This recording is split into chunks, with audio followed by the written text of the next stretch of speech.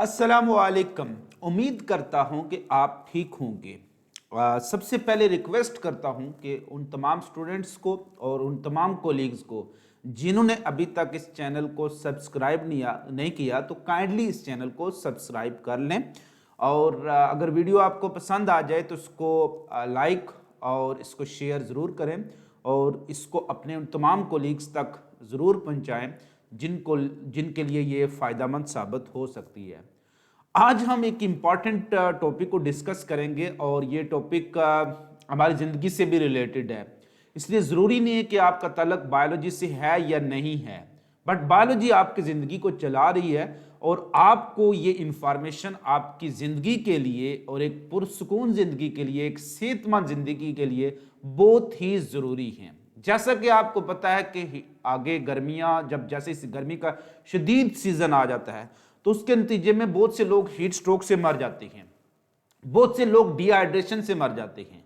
पानी आपकी जिंदगी के लिए क्यों इतना ज्यादा जरूरी है और जिंदगी का ताल्लुक ही पानी से है। अगर पानी है तो जिंदगी है, अगर पानी नहीं है तो जिंदगी नहीं है। आपकी जिंदगी पानी के अंदर ही चल रही है। बेशक आप खुश्की में बैठे हुए हैं लेकिन आपकी जिंदगी पानी में चल रही है। वो कैसे और क्यों?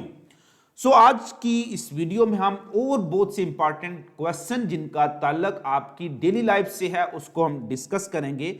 जैसे how water is medium of life, जिंदगी का एक बेहतरीन वास्ता जो पानी क्यों है, पानी क्यों पिया जाता है, क्या उसकी जरूरत पेश आती है, और जैसे ही पानी खत्म आपकी बॉडी में से तो आपकी डेथ क्यों हो जाती है। क्या कोई ऐसा प्रोसेस है कि हम गाड़ी के अंदर भी पानी डाल रहे होते हैं और वो गाड़ी के अंदर जो पानी डाल रहे हैं वो क्यों डाल रहे हैं और उसका हमारी बॉडी के साथ क्या ताल्लुक है? क्या कोई ऐसा प्रोसेस हमारी बॉडी में भी हो रहा है? क्या हमारी बॉडी का इंजन भी ओवर हीट होता है तो उसके लिए हमें पानी की जरूरत पड़ेगी।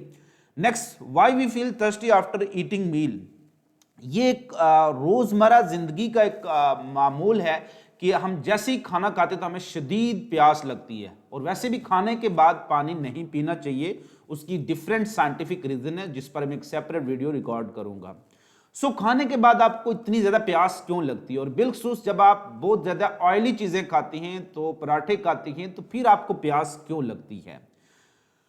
Our body temperature remain constant. आप देखें कि अगर आप बाहर धूप के अंदर अपनी गाड़ी को पार्क करते हैं, आप उस गाड़ी के अंदर खुद भी बैठ जाएं, गाड़ी के बाहर बैठ जाएं, 1 घंटे के लिए आप गाड़ी को भी रख लें धूप में और अपने आप को भी धूप में रख लें। 1 घंटे के बाद आप गाड़ी का टेम्परेचर देखें कितना इंक्रीज हो चुका है, लेकिन आप अपना बॉडी टेम्परेचर देखें 37 डिग्री से वो इंक्रीज बिल्कुल नहीं हो रहा है। आपकी बॉडी का टेम्परेचर 37 डिग्री से इंक्रीज नहीं हो रहा है। ऐसा क्यों है? कौन सी ऐसी चीज है जो आपकी बॉडी के टेम्परेचर को मेंटेन रखे हुए है? वाई वी परस्पायर, हमें पसीना क्यों आता है? क्या पसीना आना सेहत के लिए जरूरी है या नहीं है? इसको भी हम डिस्कस करेंगे।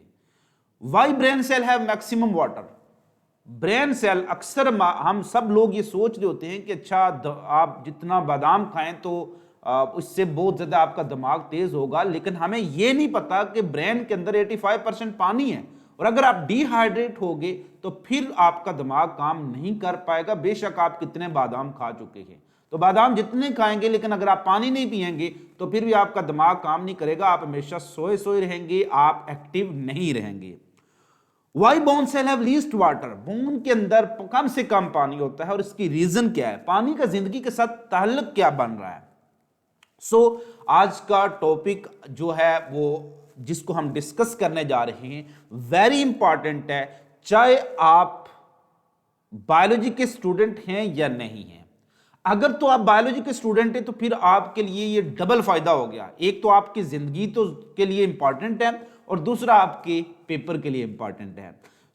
Importance of water entry test में शामिल होता है अक्सर और इसमें एमसीक्यूज बड़े इंपॉर्टेंट बनते हैं। बहुत ही डीप कंसेप्ट इस टॉपिक में मौजूद है।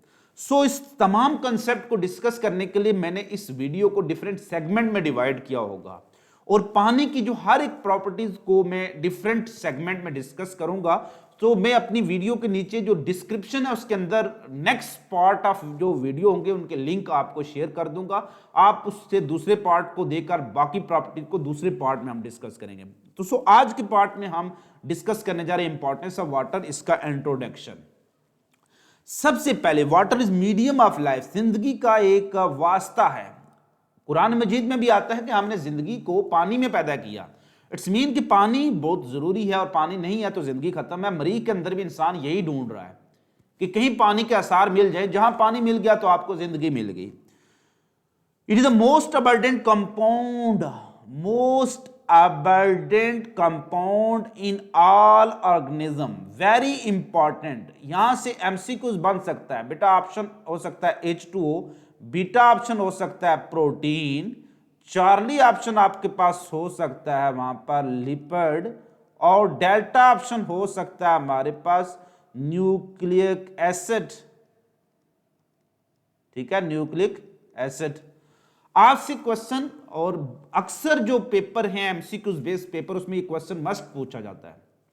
याद रखना कि most abundant biomolecule, most abundant compound in living organism और इन सेल और ऑन अर्थ है ही क्या?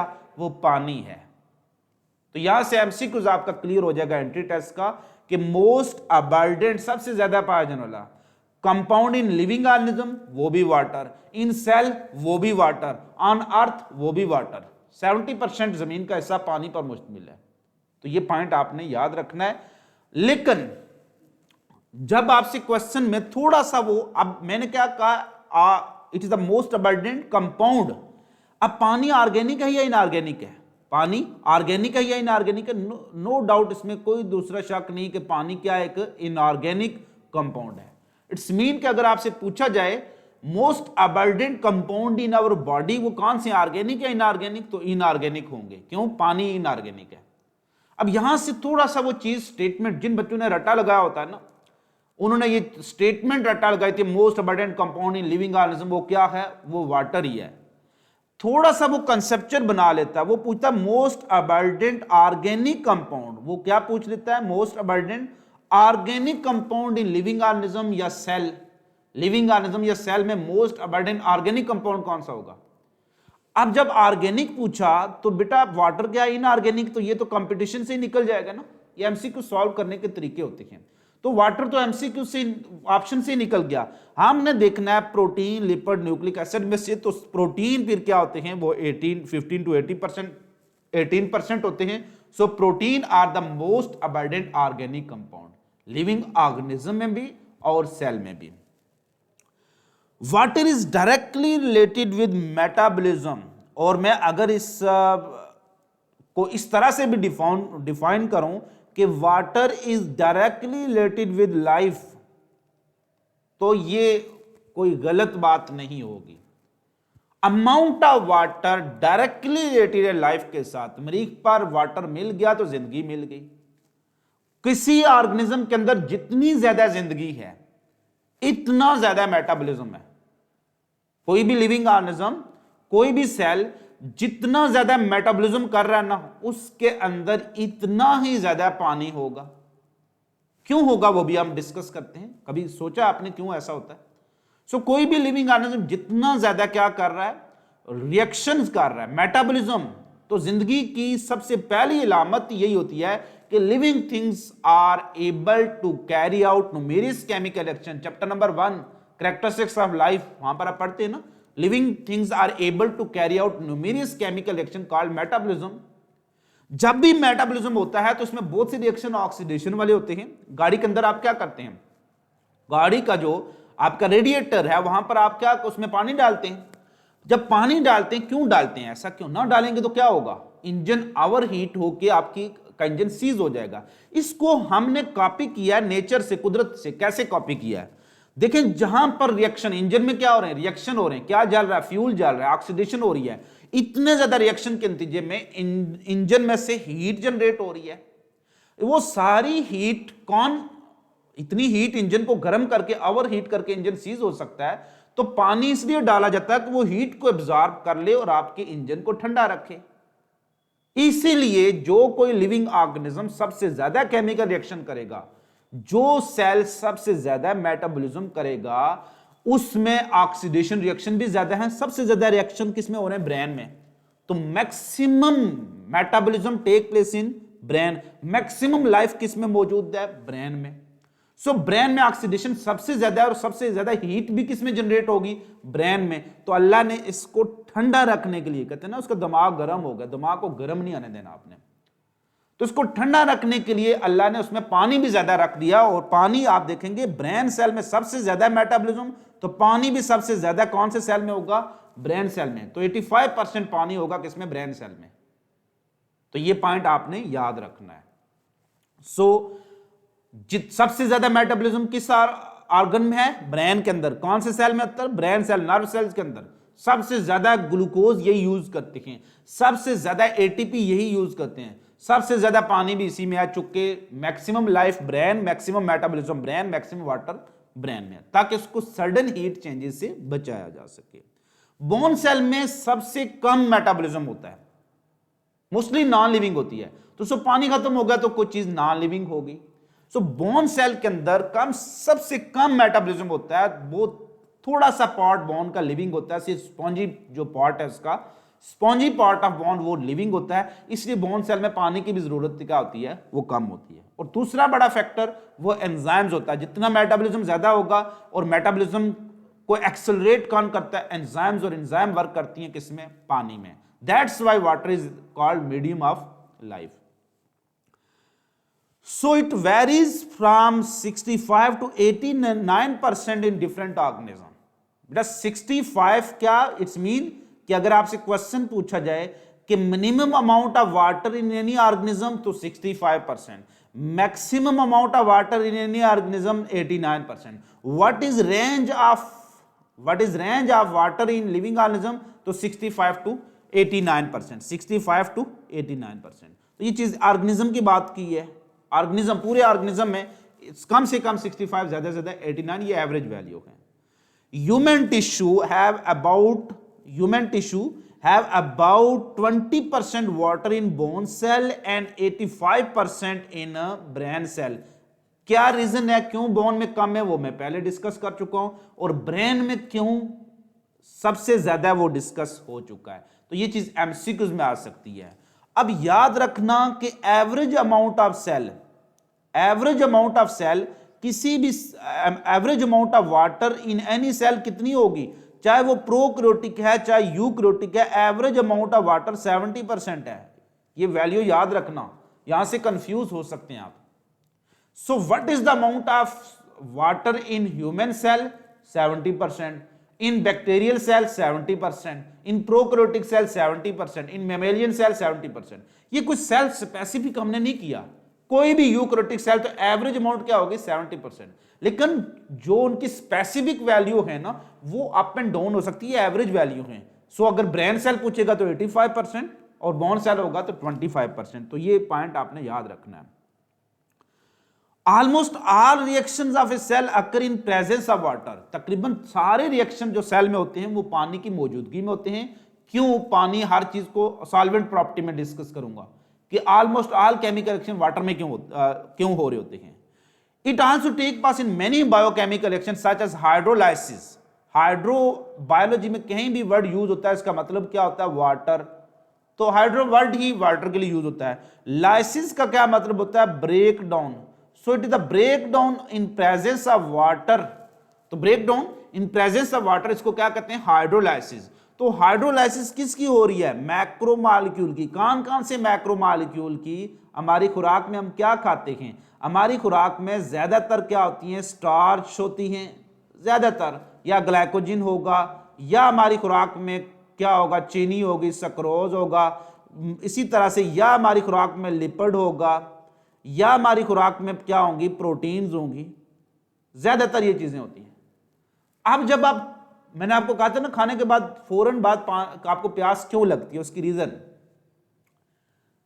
देखें। होगा क्या? आप जो भी खुराक खा रहे हो उसमें ये सारे कार्बोहाइड्रेट मौजूद हैं, सारी फॉर्म में मौजूद है, मोनोसेक्राइड, डाइसेक्राइड, पॉलीसेक्राइड। आप प्रोटीन, गोश्त खा रहे हैं वो प्रोटीन है, दालें खा रहे हैं वो प्रोटीन है, ऑयली चीजें खा रहे हैं वो लिपिड है।